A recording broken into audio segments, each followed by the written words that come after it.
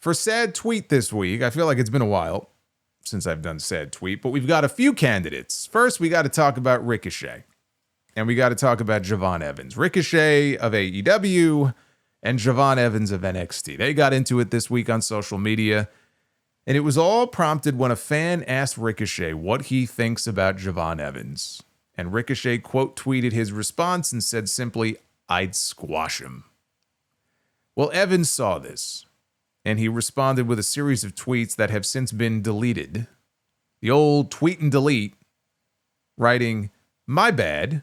I just got done training at the Performance Center under Shawn Michaels, something that you don't have or do, but I bet yo brown egghead ass would squash me if Tony told you to. Much love, OG. Hashtag the young OG. Hashtag Tupac of this generation." Is that what people are saying about Javon Evans, that he's the Tupac of this generation? Evans apparently took lessons from Ric Flair on tweeting the first letter of every word with a capital letter. But Ricochet later responded, "Brother, I was learning from Shawn Michaels when you was like 12, then went on to become multiple-time champion. Let me know when you win one, little boy. And yeah, if Tony asked me, I would definitely beat your ass, cuh." I'm just reading it verbatim here. Okay, it sounds ridiculous. I'm just reading it, okay? He later added, "Also, by just simply mentioning my name, this is your most engaged with post. You're welcome for the exposure, kid." So Evans then made a crack about Ricochet wrestling, quote, in front of 2,000 people after signing with AEW. This is what he wrote. "You learned from HBK when I was 12 and became a multiple-time champion. Now you're wrestling in front of 2,000 people every week for a crackhead. Talk about an upgrade, am I right? Hashtag the young OG." But he wasn't done, although he should have been. He said, "Sounds like Mr. Khan isn't giving you enough attention, so you had to come for a successful ass youngin'. You're giving me the most views on my post, and I'm finally helping you get the most attention you've ever had in your career. All love." And Ricochet later fired back, "How many people does the PC hold? Haha. But keep up the energy. It makes you look cool." I have no idea how or why this degenerated into what it did, all from a simple shitpost by Ricochet, who was clearly tweeting as a heel. I mean, I was entertained by all this for all of 5 minutes, but the man got baited by Ricochet, of all people. Like, this is what he does on social media. He baits people with his answers.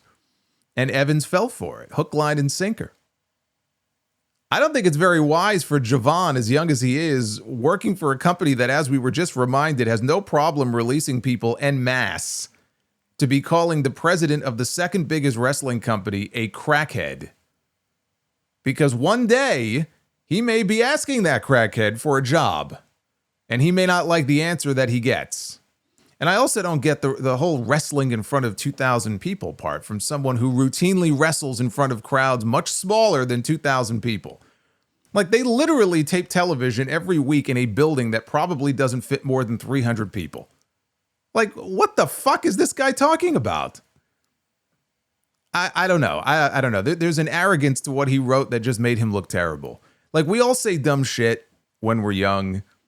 Hopefully for him, that dumb shit doesn't come back to bite him if he ever finds himself on the end of one of those releases, because that was very stupid.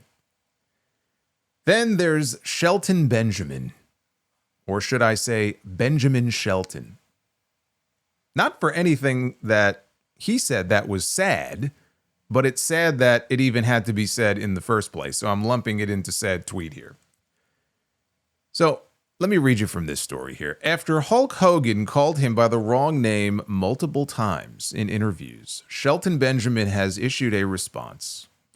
A clip has been circulating on social media today with Hogan calling Benjamin by the name Benjamin Shelton while appearing on the Pat McAfee show and speaking with TMZ Sports. So yeah, he did it twice, by the way. This was not like a one-time mistake. The latter appearance was to promote Hogan and Eric Bischoff's new Real American Freestyle organization. And Hogan named Brock Lesnar, Kurt Angle, and Benjamin Shelton as some of the amateur or collegiate wrestlers who have found success in pro wrestling. In response, Benjamin tweeted the following. Message to @Hulk Hogan. You lost me forever with your don't get caught, or as you would call it, apology speech. So rather than screw up my name and pretend we ever had any sort of camaraderie, which we never had, please do me a favor. And he included a gif of Will Smith at the Oscars telling Chris Rock to keep my name out your fucking mouth. MVP also responded to the clip of Hogan on Pat McAfee's show, calling him a, quote, pathological lying piece of human excrement, end quote. Now, if you're wondering what Benjamin is referring to when he mentions the so-called apology speech, we have to go all the way back to 2018. There was a period of a few years, about 3 years, where Hulk Hogan was persona non grata in WWE. They let him go from whatever deal he had. They technically removed him from the Hall of Fame, whatever the hell that means, because the Hall of Fame is a fucking webpage, but they took his name off the webpage. So from that, people extrapolated that he was out of the Hall of Fame, which is very stupid anyway. But in 2018, they brought Hogan back. I guess they felt like enough time has gone by, we can bring him back. And again, why did they get rid of him in the first place? It all stemmed from the leaked tape of him making the racist comments and basically, saying that he's a racist. I mean, go back and listen to or read his own words. This is right from the man's fucking mouth. No matter how much people want to sweep that shit under the rug, this is what he said. And the company knew they had to put some distance between themselves and Hogan because Hogan was toxic. And for the sake of the company, they didn't want to have anything to do with him. So when they brought Hogan back, I think they asked Hogan if, he would speak with the black performers. And Hogan said no, he wants to speak to all the performers. So they brought him in. I don't remember what city they were in, doesn't matter. But he was in the locker room and he gave a speech. And the crux of the speech, according to people who were there and heard him give it, was really him urging them to be very careful because everybody has cell phones and cameras now, and so they can pick up anything you say or do. And so there were people in that meeting who took it as Hogan being more concerned with being caught than actually being remorseful for anything that he said. And Hogan has said that he thinks that's an incorrect interpretation of his apology. Now, at the time, the New Day put out a statement and Titus O'Neil put out statements in the days after Hogan's so-called apology. New Day wrote that they were indifferent about him being back in the Hall of Fame and that they find it difficult to just forget when somebody makes racist and hateful comments, regardless of how long ago they were made or the situation they were made in. And they said their opinion on Hogan could change if he makes a genuine effort to change. Titus wrote that and again, who out there has ever had a bad word to say about Titus O'Neil for all the good that man does? Titus wrote that he believes in second and third chances for people who show real remorse. But he was very critical of Hogan, saying that he didn't know he was being recorded when the racist comments were made.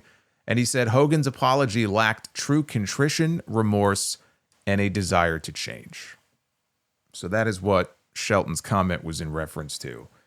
Good on Shelton Benjamin, man. This guy's going out there and saying his name wrong and acting like either... I don't know if Hogan was trying to portray it like he had some kind of camaraderie with him, which is what Shelton said, or if Hogan was just trying to act like he even knew who the fucking guy was. Meanwhile, he can't even say his name right. And that's two different interviews at two completely different times, by the way, when he said Benjamin Shelton. Like he broke into fucking WWE offices in Connecticut and went through the filing cabinet, and that's how the label read. It was Benjamin, Shelton. Fucking idiot. Good on Shelton Benjamin for speaking up. The only reason I'm including it in said tweet is because this whole situation is sad, and it has nothing to do with Shelton Benjamin.